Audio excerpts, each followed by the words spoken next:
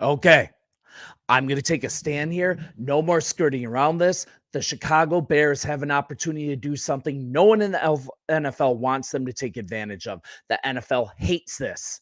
To see the holes that they have and be smart and calculated. I'll do something here as well moving forward. I'll give the best argument for the other view as well. So everyone relax. You get brutal in the comments. We have the Packers, the Lions, and the Vikings. They are all out of the playoffs. And what have they won? Better question. What have we lost? We're going into the draft with the number one pick, plus we're flush with other picks, a top 5 defense right now, and the ability to pivot in any direction. The cupboard is full. All Detroit has succeeded in is having a first place schedule to go up against next year. That's going to be difficult. And we're in an unprecedented situation here. We have the picks to do literally whatever we want.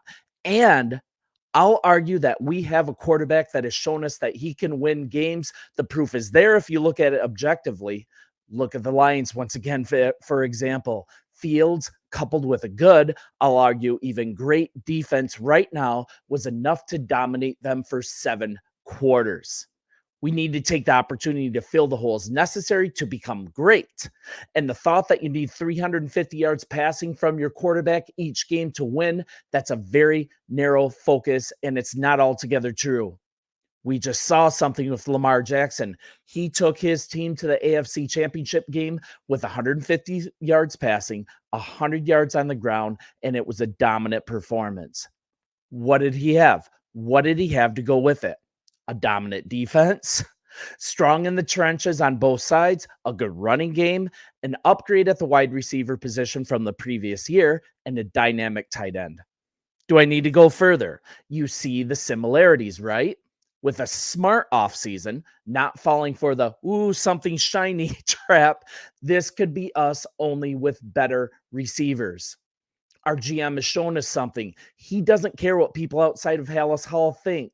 He doesn't care. He also has full support of our team president, Kevin Warren, and he's aggressive when it comes to following his plan, and his plan has not fluctuated. He kept Coach Flus. He doubled down on getting Flus help on defense this year when he saw it start to pop under his leadership when he started calling plays. We were a losing team at the time. Everyone called him a fool when he made the Sweat acquisition, and also with him not even being signed to a contract. I mean, go back, read or listen to all the talking heads, what the experts were saying, that he was a fool, but instead, he made the move, he got the contract done, and now there's no arguing against it. He looks genius for that move, right? He traded last year's number 1 when everyone was pounding the table for Bryce Young. Yes, that is absolutely true. Go back and look at all the articles. We now have DJ Moore. We now have the first round pick, number 1 pick this year, not to mention the other picks that we received in the deal. It's continuing to pay off. We now have 2 players, one at the wide receiver spot and one at edge that'll collectively be 20 million below market value very, very soon. Watch my previous show on polls using good football economics. It is staggering the savings on these 2 players. We can become one of the scariest teams in the NFL. There is also evidence we have some glaring holes. Looking at us compared to the 2 other teams in our division that did a long, deep playoff run, we are not even close in a few areas. With the youth of our defense pointing up, this window to do this, it's very small.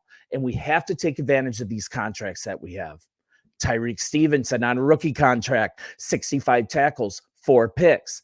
Jalen Johnson, he's an absolutely must sign. He's not going anywhere unless we have to tag him. We are free. We are ready to tag him if we need to, is what I'm saying. Coupled with Terrell Smith, our secondary is set outside of covering safety since Eddie Jackson's likely cooked. It's not just me saying this. Other coaches are saying this. There is a possibility that Terrell Smith can slide over to safety to cover this discrepancy, this hole that is left if he leaves. We've also got Edmonds and Edwards, two home run free agent acquisitions, but their contracts are short. And that's important as well, by the way. Most of the people that we sign of consequence, no one's younger, no one's older than 27 years old, and no one's contract is longer than 3 years. That is huge. I'm saying the time is now. Gervon Dexter, he looks like the answer at defensive tackle. All we really need is an end to pair with Sweat on defense. I'm telling you, that's all we need. To do so, these extra picks we can get by dealing this number one, they're absolutely precious. I don't want to do it through free agency. We're also great on the defensive side. We've already covered that. We have our head coach who specializes in linebackers. There are a few better than Coach Flus coaching up linebackers and calling plays. The best defensive coordinator choice available, we just hired in Eric Washington, our defensive line expert. Our defense is ready to win right now. You can't argue against that. We also have a creative offensive coordinator who is going to run the McVay offense perfectly. Maybe not perfectly, but at least well. Getsy, he was not even running that proper offense. He was in Green Bay before LaFleur even came there. He was a bad hire, I'll admit that. He is filling out a staff to perfectly be equipped to get Fields to where he needs to be. As you know, this is the same crew that worked the Geno Smith miracle in Seattle. You guys know that. He is equipped to do this.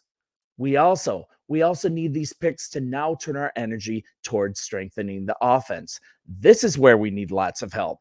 And it can't be done via free agency if we're going to be responsible with the cap. Let's realize something. We can win with Fields. We do a lower level trade with someone like New England, flip first and perhaps get another one for the future. We can see what extra capital we can get and still draft MHJ. Or we trade the pick for a boatload, likely up to 3 firsts. Yes, that's actually possible with someone like Atlanta or even Denver that are desperate for a quarterback and have a history of mortgaging the present for mortgaging the future for the present. Both coaches have a history of doing that. We can then move around the draft board, perhaps forego MHJ for either Ordunze or Neighbors, plus get a stud offensive tackle, a stud defensive end. I mean, this is all absolutely possible. Sorry, I'm going to take a drink. I'm battling laryngitis. So stay with me here.